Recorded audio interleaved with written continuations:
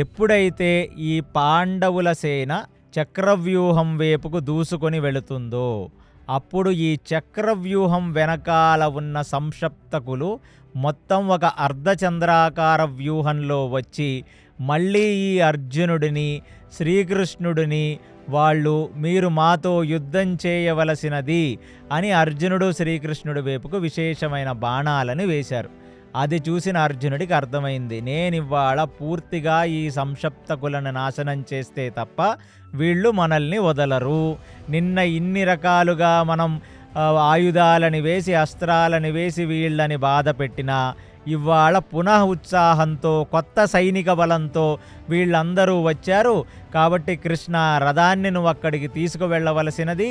నేనివాళ ఎట్టి పరిస్థితుల్లో ఈ సంక్షప్తకులు మళ్ళీ 14వ రోజు కనపడనంతగా విశేషంగా గాయపరిచి వాళ్ళని కంప్లీట్లుగా నిర్మూలన చేస్తాను అని అర్జునుడు చెప్పడంతో ఇక శ్రీకృష్ణుడు తన యొక్క రథాన్ని ఆ సంక్షప్తకుల వైపుకు తోలుకొని వెళ్ళిపోయాడు. సో ఆ యుద్ధ రణరంగంలో పాండవులు చక్రవ్యూహాన్ని భేదించే ప్రయత్నం చేస్తుండగా సంక్షప్తకులని నిగ్రహించే ప్రయత్నంగా కృష్ణార్జునులు వెళ్ళిపోయారు. వెళ్ళిపోతుంటే ఇవాళ బాణాలు వేసి పిలిచిన సంక్షప్తకులు అసలు అర్జునుడు వస్తుంటే అర్జునుడితో పాటు వాళ్ళు కూడా ఆ యుద్ధంలో ఇంకా వెనక్కి వెనక్కి వెనక్కి జరుగుతున్నారు.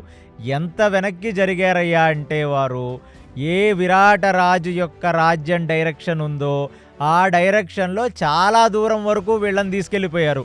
ఈ అర్జునుడిని శ్రీకృష్ణుడిని అంటే సుమారుగా మీ యొక్క ఊహకి ఒక 10 మైళ్ళు 20 మైళ్ళ దూరానికి తీసుకెళ్ళిపోయారు వీళ్ళు ఈ సంక్షప్తకులు, ఈ కృష్ణార్జునులు. ఎందుకంటే అక్కడైతే చాలా ఓపెన్ స్పేస్ ఉంటుంది, అక్కడ బాగా యుద్ధం చెయ్యొచ్చు అని. ఇప్పుడు ఇక అర్జునుడు శ్రీకృష్ణుడు సంక్షప్తకులతో పోరాటం చేస్తుండగా పాండవులు ఆ చక్రవ్యూహాన్ని భేదించటానికి ఎన్నో రకాల ప్రయత్నాలు చేస్తున్నారు.